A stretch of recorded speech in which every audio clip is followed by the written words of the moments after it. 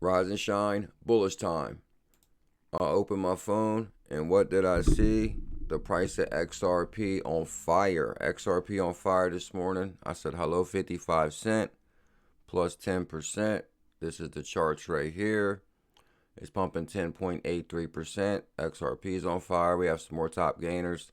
Ripple's trending. XRP is trending. XRP Army is trending. That's a pretty big deal. This was the post I played this morning for the Good Morning Post.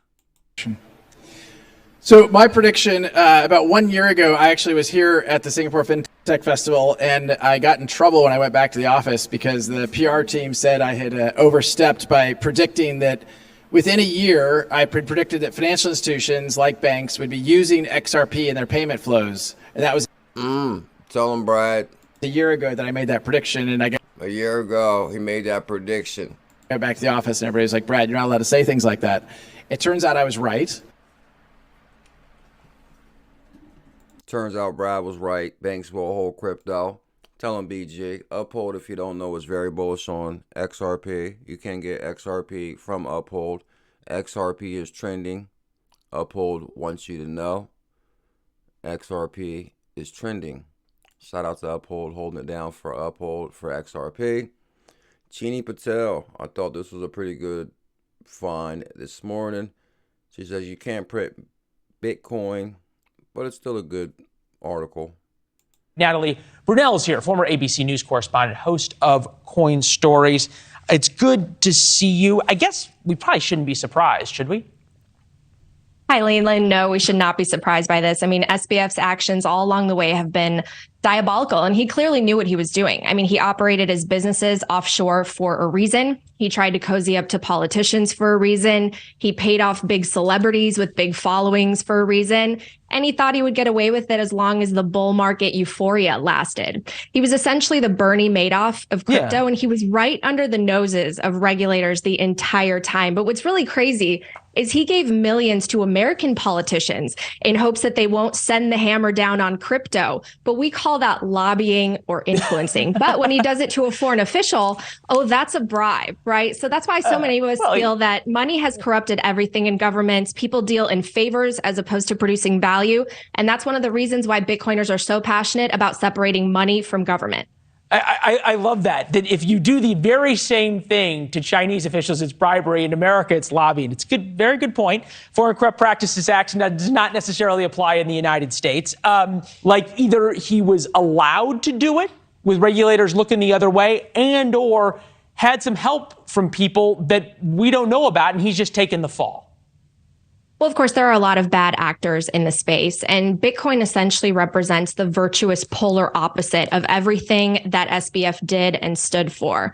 Bitcoin is really the protagonist in the story, and scammers like SBF are the antagonists who are driven by ego and foolishness in order to gain power. But the problem he ran into is you can't print Bitcoin. If you want Bitcoin, you have to either buy it or expend energy at a cost in order to mine it. And that's the real innovation here, is it is a permissionless network where you can send value at lightning speed across the world with no government and no corporation. And that network is built on top of the most ethical monetary ledger that's ever existed. SBF was not a Bitcoin. Hold on. Now, come on. Okay, I don't even know what half the things you said is when you said, but most ethical monetary ledger ever created. That's what I said. I was like, hold on. She is kind of going forward with it, but I understand where she's coming from, but he did catch it. That's exactly what Sam Bankman-Fried and others were selling with various kinds of crypto, and they turned out to steal tens of billions of dollars.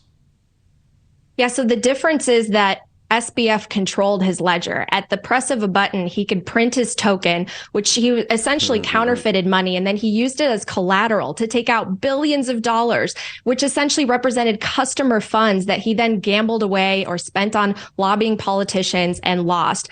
The difference with Bitcoin is it's a commodity that no one can just print out of thin air. Again, you have to buy it or expend energy for it. You can't control it. You can't manipulate it. So Natalie Brunell does have an answer for everything.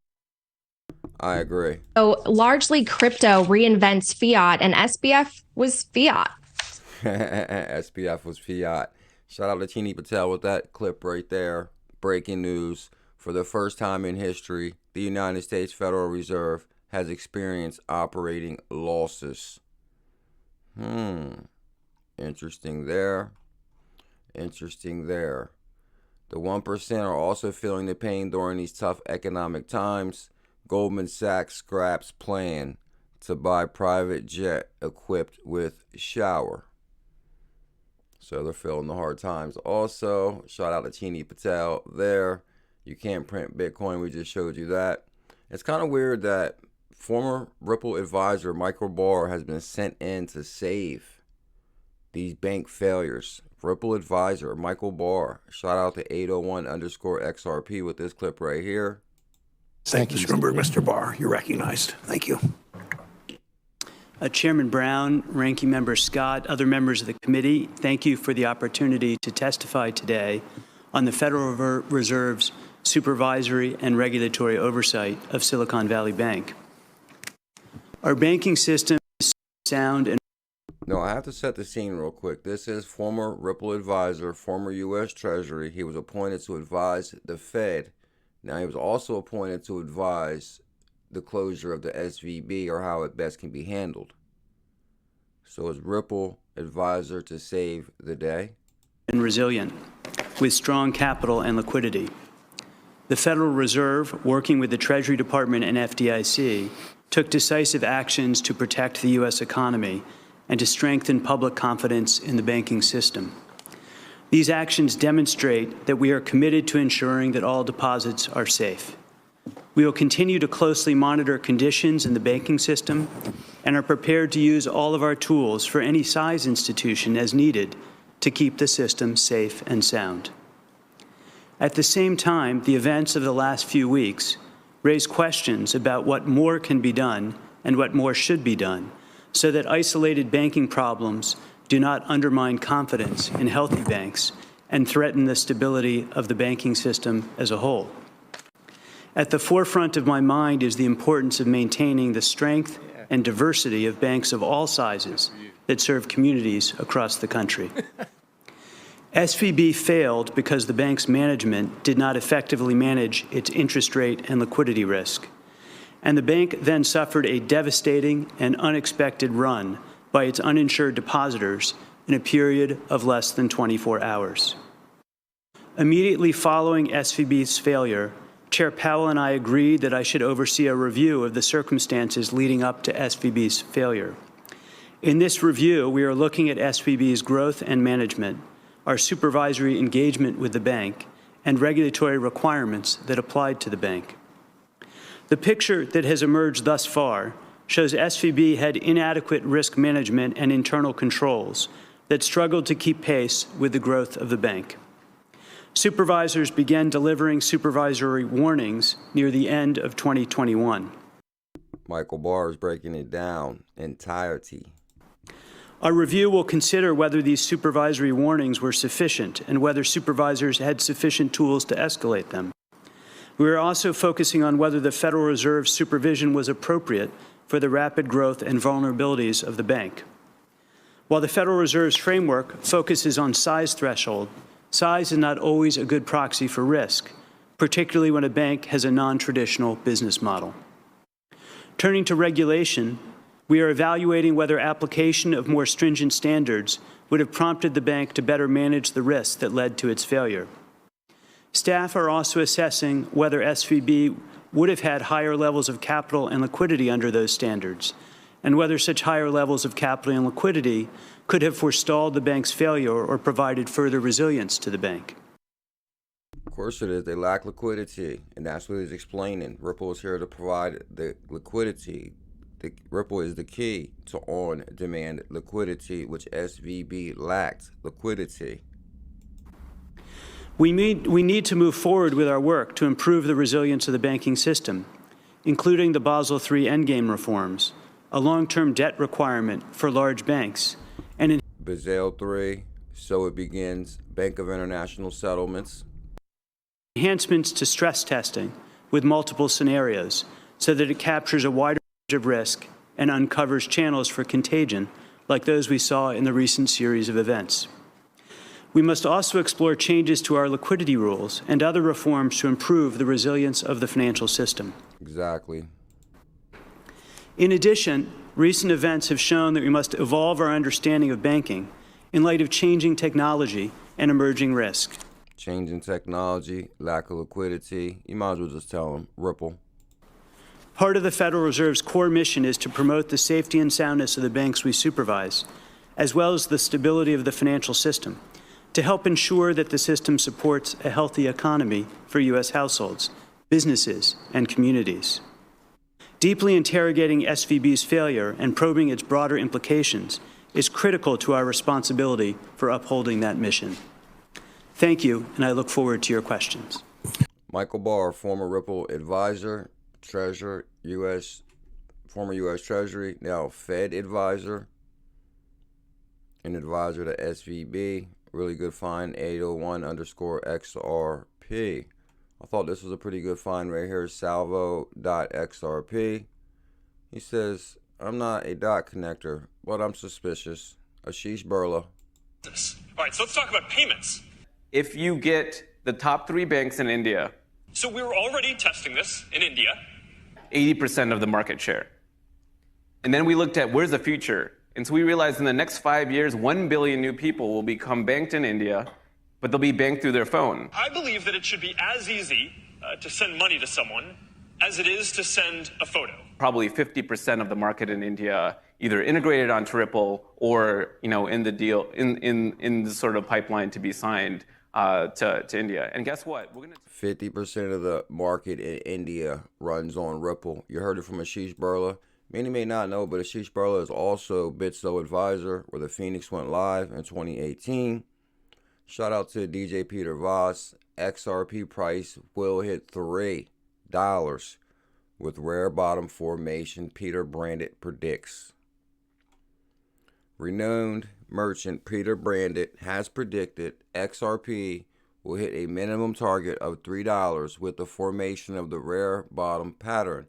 Despite being an altcoin skeptic, Brandit has added XRP to his watch list due to his recent price action. In the weekly report, Chart Wizard community wrote, truly an OG crypto project. I would rather have watched the paint dry for 5 years than own XRP, and it would have just been as profitable. However, he now sees the potential in XRP due to the formation of a rare bottom pattern that could lead to significant gains.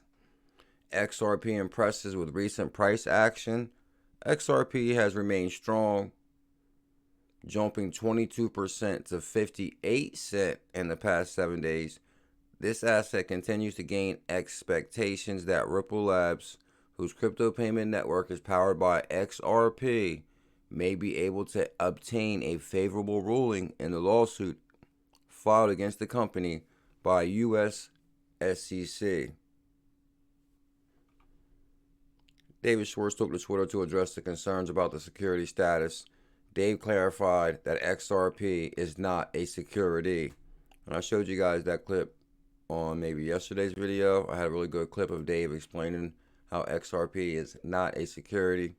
Investment giant Fidelity has announced plans to hire for its crypto token research team with ambition of managing $4.5 trillion in assets. Fidelity is mining Bitcoin and Ethereum, or was mining Ethereum, still mining Bitcoin. XRP is on fire. Top gainers this morning also Stellar. 10 cent on Stellar, pumping 8% on Stellar right there. Also, this is some of the top gainers on Bitrue. SXP, 51%. Songbird SGB, 24%. XRPH, XRP Healthcare, 17 cent, 19%. XR Doge, 19%. CELO, 17%. Top gainers on Binance USA. And I'm actually going to do the research on this one, SXP. I remember some people talking about this from the live stream. Now, Crypto.com did announce VELO will be relisted for non-USA residents. We're super bullish on VELO. Amazing price. We issued the VELO challenge at 0.003. It rocketed. It's on fire, pumping 25% as we speak. And of course, we're bullish on Stellar. It's at 10 cent, pumping 9%.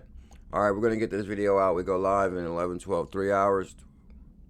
2 hours, we go live at 1 o'clock. Make sure you guys smash that thumbs up, hit that subscribe. Don't forget to share this video with your friends and family on your Facebook, on your Twitter, on your social media. Let the world know about BuLLZiLla and the Bullish family. Crypto calls. Much love. Mahalo.